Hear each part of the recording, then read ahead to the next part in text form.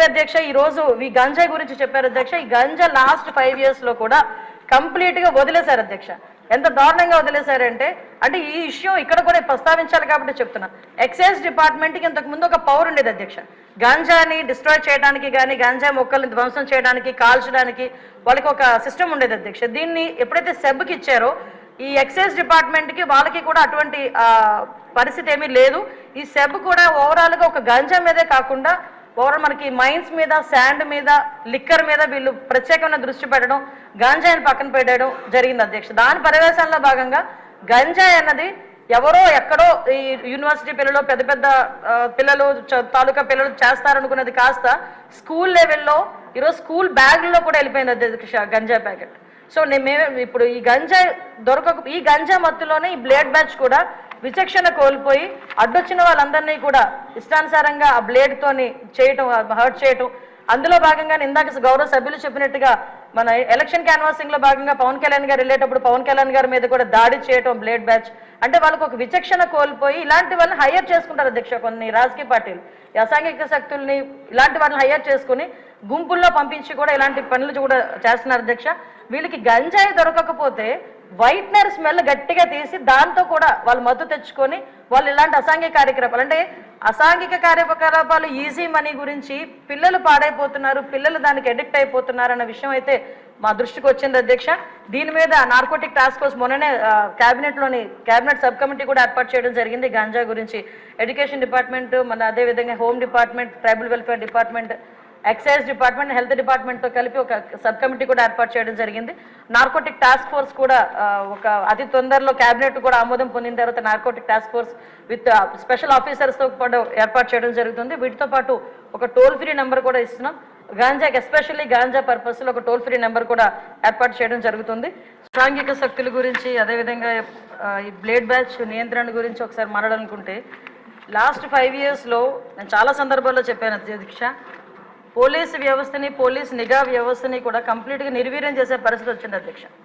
ఎందుకు ఈ మాట చెప్తున్నానంటే, లాస్ట్ 5 yearsలోని కూడా అప్పుడు ముఖ్యమంత్రి జగన్మోహన్ రెడ్డి రోడ్డు మీదకి వస్తే పరదాలు కట్టడానికో, బారికేడ్లు వేయడానికో, లేకపోతే హౌస్ అరెస్టులు చేయడానికో వీటి మీద పెట్టిన దృష్టి అసాంఘిక శక్తుల్ని పట్టుకుందామని కానీ, నేరస్తులను పట్టుకుందామని కానీ, వాటిని పట్టుకునేడానికి ఉన్న సిస్టమ్ని కనీసం వాళ్ళు తిరిగి పునరుద్ధరించుకోవాలనే తపన కూడా లేకుండా మొత్తాన్ని నిర్వీర్యం చేసిన పరిస్థితి వచ్చింది అధ్యక్ష.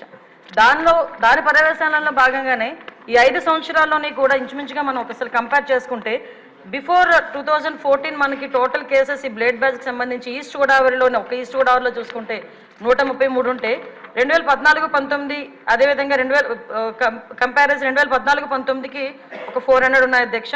2019-24లో ఒకసారి మనం చూసుకుంటే అధ్యక్ష, దగ్గర కేసెస్ అవన్నీ కూడా దగ్గర డబుల్ అయిన పరిస్థితి అధ్యక్ష. వీళ్ళ మీద ఎన్ని పీడీ యాక్ట్లు పెట్టినా ఒక ఈస్ట్ గోదావరిలోనే ఇంచుమించుగా 500 వరకు కేసెస్ నమోదవుతాయి బ్లేడ్ బ్యాచ్ని ఐడెంటిఫికేషన్ చేయడం అధ్యక్ష.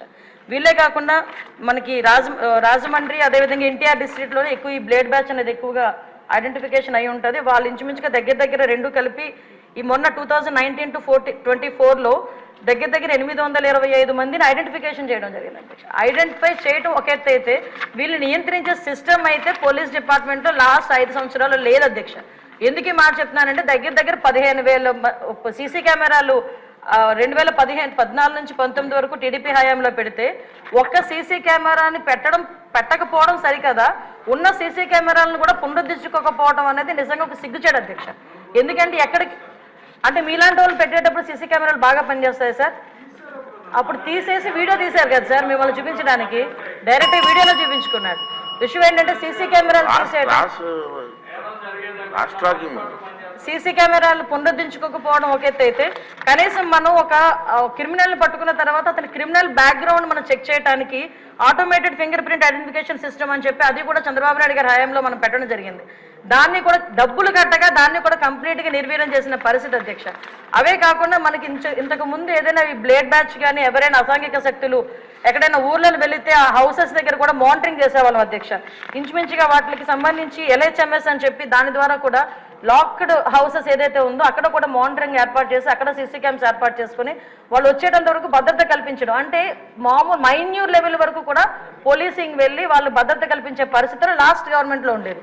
ఈ గవర్నమెంట్ ఎప్పుడైతే నిర్వీర్యం చేసిందో పోలీసు వ్యవస్థని, మీరు అన్నట్టుగా మొత్తం అరాచక శక్తులు, అసాంఘిక శక్తులు అరాచక శక్తులు అంటే ఇందాక మేడం గౌరవ ఎమ్మెల్యేగా చెప్పినట్టు ఎవరో బ్లేడ్ బ్యాచ్ అనో, ఇంతకుముందు ఎక్కడి నుంచో వచ్చారు, పై దేశాల నుంచి వచ్చారు, పై రాష్ట్రాల నుంచి వచ్చారు, ఏ బీహార్ బ్యాచ్, అక్కడ బ్యాచ్, ఇక్కడ బ్యాచ్ అనుకునే వాళ్ళు.